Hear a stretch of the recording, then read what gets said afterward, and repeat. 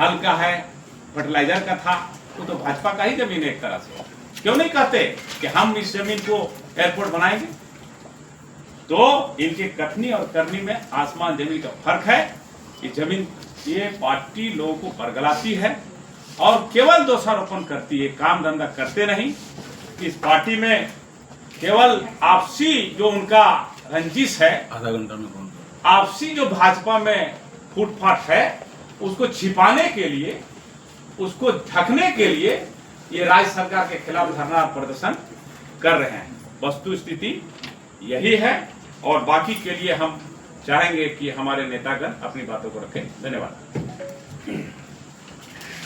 बहुत बहुत धन्यवाद आप लोगों को कि आप लोग यहाँ बहुत कम समय के नोटिस पे आए। आप लोगों का आभार। और यहाँ तमाम संबंधित हमारे जेएमएम के नेतागण का आभार। अभी आप लोग देखे होंगे कि हम लोगों के धन्यवाद के माननीय विधायक राज सिन्हा जी ने एक धरना दिया था, अनिश्चितकालीन धरना। ये धरना किसके खिलाफ इन्होंने दिया? ये जनता को केवल गुमराह करने के लिए इन्होंने ये धरना दिया, क्योंकि जितना भारत कोकिंग कोल से जितना भी मुद्दा है वो राज्य सरकार का नहीं है, केंद्र सरकार का। और केंद्र सरकार के पार्टी के वो विधायक हैं। बीसीसीएल ने उस रोड को रोका, जैसे वो रोड धंसा, बीसीसीएल के कहने पे, डीजीएमएस के कहने पे उस रोड को ब्लॉक किया गया। ये उसके विधायक हैं। भारत कोकिंग कोल लिमिटेड केंद्र सरकार के अधीन है, डीजीएमएस केंद्र सरकार के अधीन है, और ये गुमराह कर रहे हैं पब्लिक को कि राज्य सरकार और यहाँ का जो प्रशासन है इसकी नाकामी के चलते ये हो रहा है। नाकामी हमारे माननीय विधायक की है। पिछले 4 महीने से वहां भूत हसान हो रहा है, वहां पे गैस निकल रही है। 4 महीने से कोई सॉलिड एक्शन नहीं लिया गया, न डीजीएमएस के द्वारा लिया गया, और जो नाइट्रोजन गैस डाला गया वो भी लीपापोती हुआ, उसका भी कोई इफेक्ट नहीं आया। और लगातार यहाँ पे आईटी ISM है, यहाँ पे डीजीएमएस है। अगर विधायक जी को जनता ने भेजा है तो आंदोलन करने के लिए नहीं भेजा है, उनको काम करने के लिए भेजा है। और उनको सारे एजेंसी से मिल करके एक सॉलिड वहां पे व्यवस्था करनी चाहिए थी कि जिसके चलते ये घटना नहीं हो। जितना टेक्निकली आज हम लोग इक्विप्ड हैं, ये सारी घटनाएं चंद घंटों की मेहमान हैं, लेकिन इनकी इच्छा शक्ति इतनी कमजोर है कि ये केवल नौटंकी पे ध्यान देते हैं, काम पे कभी ध्यान नहीं देते हैं। आपको ध्यान होगा इनका जितना धरना है सारा टाइम फेस हुआ है। ये एसीबी जांच के खिलाफ निगम के गेट पे धरना दिए थे, रिजल्ट आपको पता है, टाइम फेस है। ये 8 लेन के खिलाफ थे, 4 लेन बनाना चाह रहे थे, टाइम फेस है। आपको ध्यान है कि पुराना बाजार से जब हम लोग रेलवे के पीछे साइड से जो हम लोग ओपनिंग कर रहे थे, उस पे इन्होंने कहा था कि मेरी लाश पे ये सड़क बनेगी। सड़क बनी, वो रास्ता भी बना, और उसके बाद ये महाशय वहां उद्घाटन करने भी गए। तो आप इनके कथनी करनी का अंतर भी समझ सकते हैं कि इनको कहा क्या जा रहा है, करना जनता इनको किस चीज के लिए भेजी है और ये कर क्या रहे हैं। ये पूरी तरीके से धनबाद की जनता को गुमराह कर रहे हैं। आपको हम बताएं, जो हम लोग यहाँ बेकारबान तालाब बना रहे थे, इसी सर्किट हाउस में एस्टीमेट कमेटी आई हुई थी, वहाँ इसका जांच करा दिया, गोल्फ ग्राउंड का जांच करा दिया, एसीबी से जांच करा दिया सड़क का। क्या नतीजा क्या हुआ? और रोज विधानसभा में एक क्वेश्चन लेके खड़े रहते हैं, नतीजा पूरा सिफर है। धनबाद की जनता इनको झेल रही है, और ये अपना जो झेलावट है ये इसी तरह का नौटंकी कर करके जनता को गुमराह कर रहा है। आपके मोबाइल में बैटरी जब रहती है ना, खराब होती है, तो निकाल के आप धूप में डालते हैं ना, हम लोग ये बार बार अपने को 2-4 घंटा के लिए धूप में डालते हैं, और ये बैटरी पूरी तरीके से खराब हो चुकी है। अब धनबाद की जनता को इस बैटरी को बदलने की जरूरत है, क्योंकि ये अब चलने वाला नहीं है, और धनबाद की जनता गुमराह होने वाली नहीं है। मैं आपको कुछ और एग्जाम्पल देना चाहूंगा कि धनबाद पुटकी रोड, इसमें पहले भी गोफ हुआ था, मेरे समय में भी गोफ हुआ था, आप सबों को याद होगा। और हम लोगों ने उसमें पूरा बालू भर करके रोड को मोटरेबल बनाया, और आज तक उस जगह फिर दोबारा गोफ नहीं हुआ। आप कर क्या रहे? आपको जनता ने काम करने के लिए भेजा है, नौटंकी करने के लिए नहीं भेजा है। इसलिए माननीय विधायक जी, आपसे धनबाद की जनता, आपको ये 4 बार चुनाव लड़ चुके हो धनबाद से, 1 बार हारे हैं और 3 बार जीते हैं, और ये समय कम नहीं होता है कि धनबाद की एक एक प्रॉब्लम को सॉल्व करने के लिए। ये पर्याप्त समय है, क्योंकि मुझे भी 5 साल मिला था और मैंने भी पर्याप्त काम किया था।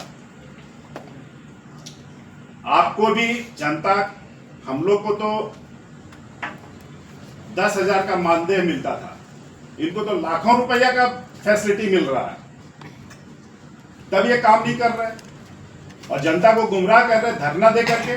और किसके खिलाफ धरना दे रहे? इनकी खुद की सरकार, केंद्र में इनकी खुद की सरकार, और सारा काम इनकी सरकार को करना है। ये जो पुनर्वास की बात है, आपको जान के ये आश्चर्य लगेगा कि पुनर्वास में राज्य सरकार का कोई रोल नहीं है आज के डेट में। इसमें एक सीईओ होना है, ये केंद्र सरकार का होना है। डीसी को केवल जमीन के कागजात देखने के लिए रखा गया है, बाकी और कोई काम नहीं है डीसी महोदय का। ये बोलते हैं कि जिला प्रशासन इसमें शिथिल है, पूरा का पूरा शिथिलता इसमें केंद्र सरकार का है, क्योंकि पूरा पुनर्वास केंद्र सरकार अपने जिम्मे लिया है और केंद्र सरकार को करना है। मैं आप लोगों से एक बात और पूछना चाहता हूं, मैं बिल्डिंग कंस्ट्रक्शन का काम किया हूं, मैंने लोगों के भावना को देखा है, मैं 40 साल से ये काम कर रहा हूं। हर आदमी का अपना अपना एरिया अलग होता है, सब कोई अलग अलग मोहल्ले में रहना चाहते हैं। अगर आप किसी गोविंदपुर वालों को बोलिए कि झरिया में जाके घर बनाओगे, रहेगा, आप पूरा का पूरा धनबाद, चाहे वो पुटकी हो, चाहे सिंदरी हो, चाहे झरिया हो, सबको बोलिए कि एक जगह बेलगड़िया जाओ। क्या ये मानव का जो एक मेंटलिटी होता है उसके खिलाफ नहीं है? आप उसको ऑप्शन क्यों नहीं दे रहे? आप अपनी सरकार को बोल के ऑप्शन क्यों नहीं दिलवा रहे? और जितना खर्च आप एक आदमी को वहां बसाने में कर रहे हैं, मान लीजिए 10 लाख, 20 लाख, 25 लाख, जितना घर आप दे रहे हैं, जो कॉस्टिंग आ रही है, आप उसको ऑप्शन क्यों नहीं दे रहे हैं कि आप ये पैसा लो और जहां आपको घर बनाना हो जाओ, लोग खुशी खुशी जाएंगे? आप 10-20 जगह क्यों नहीं ऑप्शन दे रहे, जहां वो उसको चॉइस रहे कि हाँ यहां नहीं, मैं यहां जाऊंगा, और सबको आप एक जगह केवल कर दे रहे? जो प्रैक्टिकल बात नहीं है उसको आप कभी ध्यान नहीं दो, और केवल धनबाद की जनता को गुमराह करके और धनबाद में एक नौटंकी करने का काम करना। इसलिए मैं आपके माध्यम से धनबाद की जनता को इनका जो चेहरा है वो दिखाने का काम कर रहा हूँ कि ये व्यक्ति हमेशा, हम धनबाद की जनता का वोट लेकर के, धनबाद की जनता के गाड़ी कमाई का सैलरी लेकर के ये हम लोग के लिए काम नहीं कर रहे, और हर चीज का इन्होंने विरोध किया है। 8 लेन का विरोध किया, गोल्फ ग्राउंड का विरोध किया, बेकार बांध का विरोध किया। आपको जितना भी हम लोगों ने जिस समय मेयर थे, हर एक काम का विरोध करने का इन्होंने काम किया। मंशा इनकी स्पष्ट दिखती है कि विरोध ये क्यों करते हैं। क्यों ये जांच करते हैं? एक काम ये गिना नहीं सकते कि आज 15 साल में काम किया इन्होंने? सर, आप पे ये आरोप लगता है कि आपने कार्यकाल में 32 से ज़्यादा ऐसे सड़क को जो ठीक ठाक था उसको तोड़ के छोड़ दिया गया है। उदाहरण के तौर पे वार्ड नंबर 30 और वार्ड नंबर 31 में 3 ऐसे सड़क हैं, हाँ। जो अभी तक एसीबी जांच के हवाले में और ठंडा अवस्था में डाला हुआ है। क्या कहेंगे आप? बताते हैं आपको। जितनी भी सड़कें थी सबको बॉक्स कटिंग करके, और ये टेक्निकली यही होता है कि जब भी, मैं भी इंजीनियर हूँ और अच्छे कॉलेज से इंजीनियरिंग किया हुआ हूँ, कोई भी सड़क अगर आप ऊपर से केवल पीसीसी कर देंगे ये गलत है। पूरा बॉक्स कट करके नीचे से जो उसका पूरा स्ट्रक्चर है उस स्ट्रक्चर के हिसाब से उसको बनाया जाता है। आप जाके देख लीजिए जितनी सड़कें बनी हैं सब पर जांच हो चुकी और सारी की सारी जांच में खरी पाई गई और आज तक उसका बाल बांका नहीं हुआ। सड़कें क्यों नहीं बनी अभी तक? सड़कें इसलिए नहीं बनी कि इन लोगों ने जांच करवा करके उसको रोक के रखा है और वो जांच अब अंतिम स्टेज में है। हमको लगता है कि महीने 2 महीने में वो जांच क्लियर हो जाएगी और जहां तक मेरी जानकारी है कि वो एकदम क्लीन चिट मिला है उस जांच में। और इन्होंने उसको जांच के नाम पर धनबाद की जनता को इतने दिन से गुमराह करके रखा है, वंचित रखा है उस काम से। उसमें 32 सड़क नहीं थी, 400 सड़क, 39 पैकेज था, एक पैकेज में 12 सड़कें थी, लगभग 400 सड़कें थी। उसमें केवल 32 सड़कें अटकी और लगभग 380-90 सड़कें बन चुकी थी। ऐसा नहीं है।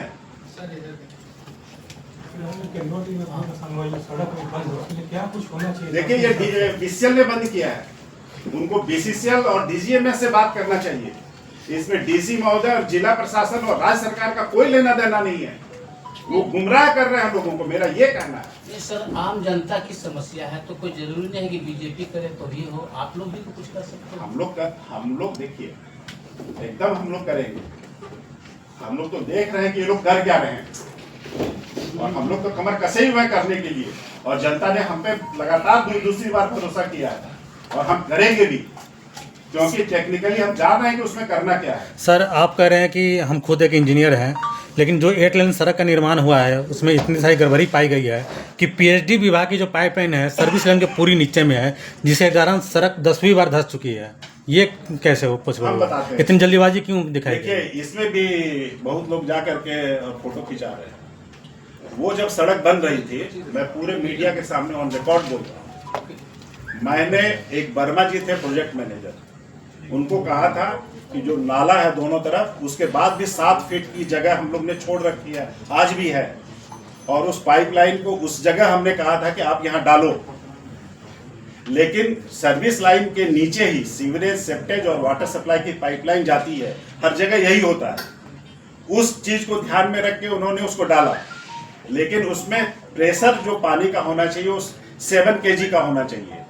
जब इनका प्रेशर जाता है वहां बल्ब खुलता नहीं है टंकी का, और प्रेशर से जब पानी जाने लगता है तो वो वहां ब्लास्ट करता है।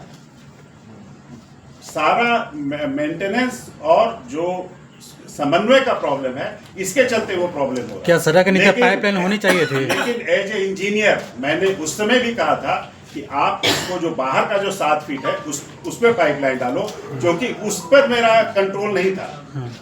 ये काम उन साज को करना था जो मेरे कंट्रोल से बाहर का काम। हजारों पेड़ भी काटे गए, कहीं लगा है क्या अभी तक? वो सारा उस समय 8000 कुछ पेड़ को काटा गया था, जो कि डीएफओ को उसका पैसा दे दिया गया था कि उसका 4 गुना या 5 गुना पौधा का पैसा दे दिया गया था और डीएफओ को लगाना है। आप लोगों ने जांच पड़ताल किया वो पेड़ कहाँ लगे हैं अभी तक?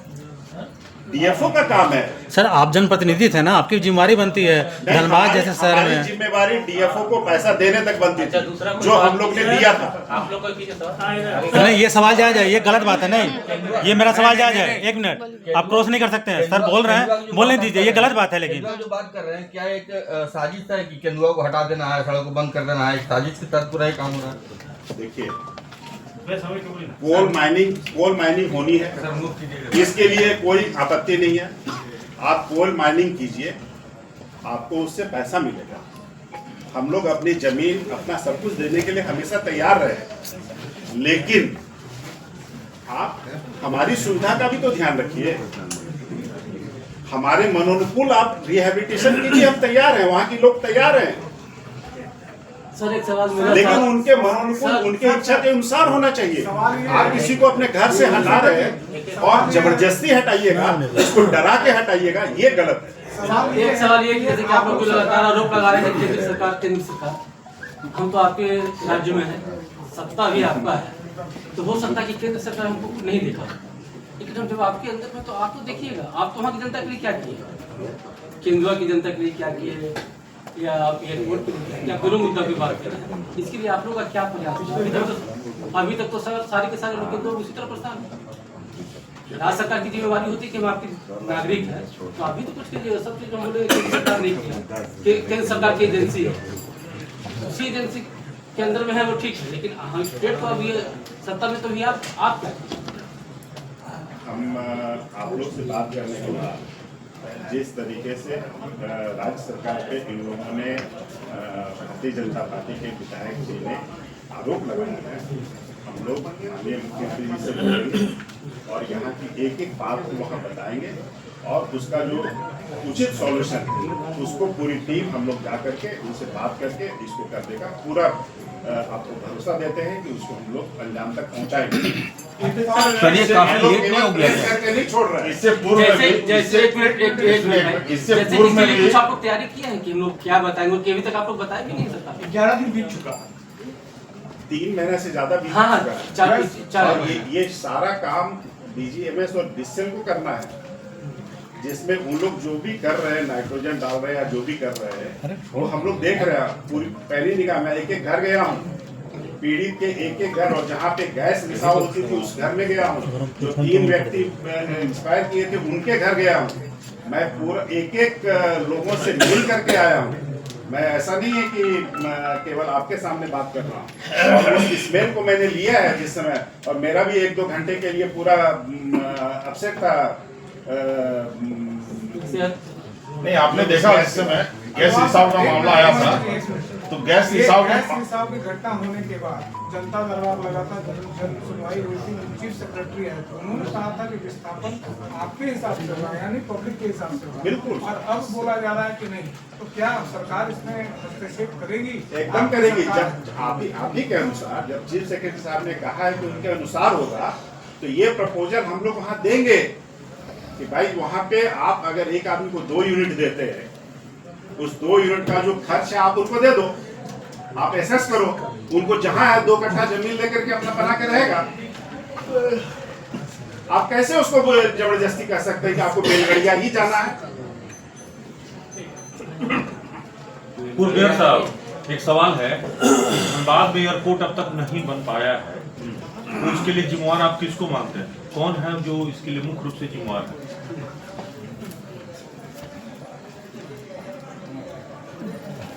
देखिए अभिषेक जी, हम एयरपोर्ट के मुद्दे पे हमारे सचिव महोदय बोल रहे हैं। नहीं, हम आपसे जानना चाहते हैं। आपसे जानना चाहते हैं। जी बोलिए। देखिए, मैं राजनीति नहीं करता हूँ, मेरे अंदर जो है बाहर सब बराबर है। यशवंत सिन्हा जी के पुत्र एविएशन मिनिस्टर थे, रघुवर जी मुख्यमंत्री थे। मैं आपको फिर एक बात बताना चाहता हूँ, कोई भी MP के ज्यूरिडिक्शन में नहीं है कि वो एयरपोर्ट बना ले। अगर लोकसभा के सदस्य के ज्यूरिडिक्शन में एयरपोर्ट बनाना रहता, आज पूरे देश में 542 एयरपोर्ट होते, सभी अपने अपने क्षेत्र में एक एक एयरपोर्ट बनवा दिए होते। ये मुख्यतः केंद्र सरकार और राज्य सरकार दोनों की इच्छा जब तक नहीं होगी, और वो इच्छा तब होती है जब एक फिजिबिलिटी रिपोर्ट बनती है। फिजिबिलिटी रिपोर्ट केंद्र सरकार बनाती है और फिर राज्य सरकार और केंद्र सरकार मिल करके तय करती है। रघुवर जी के पास मैं खुद गया था कि धनबाद को आप एयरपोर्ट दें, उन्होंने कहा यार 2 घंटे पे देवघर दे दिया, 45 मिनट पे बोकारो दे दिया, पैसेंजर मिलेगा? ये उनका जवाब था। आज रघुवर जी हैं, इसको आप लोग वेरीफाई कर सकते हैं।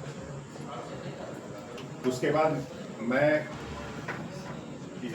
जैन जी के पास भी गया था, उसके पहले उन्होंने कहा था कि मेरे पास 4,000 करोड़ रुपए हैं, पैसे की कमी नहीं है, आप खाली वहां से बात करा लो हो जाएगा। लेकिन चूंकि वो लोग देवघर, चूंकि एक सर्किट था बाबा का सर्किट जो सारी जगह बना रहे थे लोग उस पॉइंट ऑफ व्यू से, और बोकारो स्टील प्लांट ने कह दिया था कि हम और जमीन दे दे रहे हैं, इसको आप एक्सटेंशन कर लो, बना। ये दोनों ऑलरेडी हो चुका था, और चूंकि वो धनबाद लोकसभा के अंतर्गत ही था बोकारो भी, इसलिए फिर धनबाद उससे वंचित रह गया। तो बोकारो एयरपोर्ट अगर चालू हो जाता तो फिर धनबाद में जरूरत नहीं पड़ेगी, धनबाद के लिए अलग से 45 मिनट का रास्ता है, उसके बाद हमको नहीं लगता है कि बहुत ज्यादा जरूरत है। लेकिन जब आप पूर्व मेयर जब थे तब धनबाद में ये पूरे झारखंड की सबसे ताकतवर सरकार में ट्रिपल इंजन केंद्र में भी, राज्य में भी, और आप यहाँ पे भी अब पूर्व मेयर थे। उसी का परिणाम है कि 1042 करोड़ की योजना से एक घर का नल जल, ये प्रधानमंत्री जी का घर नल जल नहीं है, ये हमारे जिला का डीएमएफटी के पैसे से ये टेंडर हुआ। उसी का परिणाम है कि 8 लेन सड़क मिली। उसी ट्रिपल इंजन का परिणाम है कि आपको गोविंदपुर जो रोड धस रही है ये रोड मिली। उसी का परिणाम है कि ये 4 लेन मिली। धनबाद में एक 4 लेन नहीं था, धनबाद में 1168 स्ट्रीट लाइट था जो 45,000 स्ट्रीट लाइट में कन्वर्ट हुआ। वो शेखर अग्रवाल का इच्छा शक्ति का परिणाम था कि इतने प्रोग्राम काम हुए। भूईफोड़ पहाड़ पे पानी टंकी जो कभी कोई सोचा नहीं था, डीएफओ से परमिशन लेकर के हम लोग ने उसको बनवाया। आप तो एक बार आप उस कार्यकाल को आप भूल जाइए। तो रघुवर जी को अगर आप समझा देते कि ये भी बहुत जरूरी है, बोकारो एयरपोर्ट भी चालू करवा सकते थे, और आप समझा देते तो शायद धनबाद की भी जरूरत नहीं, मेरा समझाने का काम नहीं था। उसके लिए माननीय सांसद महोदय, विधायक महोदय लोग थे जिनका काम था। तो जो 3 बार के सांसद रहे, 3 बार के विधायक रहे, इसके पहले अभी तक उनकी उपलब्धि में कुछ नहीं होना चाहिए था? ये तो आप उनसे पूछिए ना, मेरे से उनका बात क्यों पूछ रहे हैं? उन पर आप कुछ नहीं बोले? नहीं, बिल्कुल नहीं। एक पार्टी से एक सवाल था कि जिलाध्यक्ष में और केंद्रीय सदस्य में लगातार विवाद होता रहता है, अभी भी सब कुछ किया गया, इसका क्या रीजन है? क्या पट नहीं रहा पार्टी में आप लोग का? आप जो बोलते हैं ना, रूटीन चेकअप आप करवाते हैं अपना मेडिकल का, इसे रूटीन चेकअप, रूटीन चेकअप ये विवाद होते रहना चाहिए।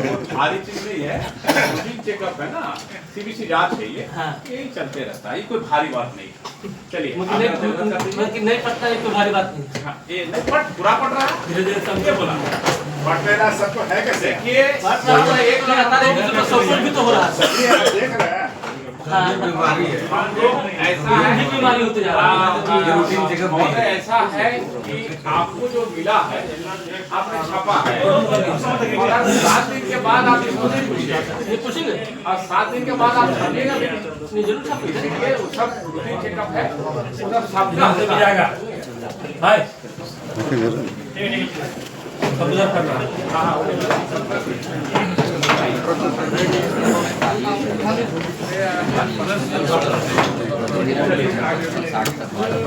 आप पूछिए।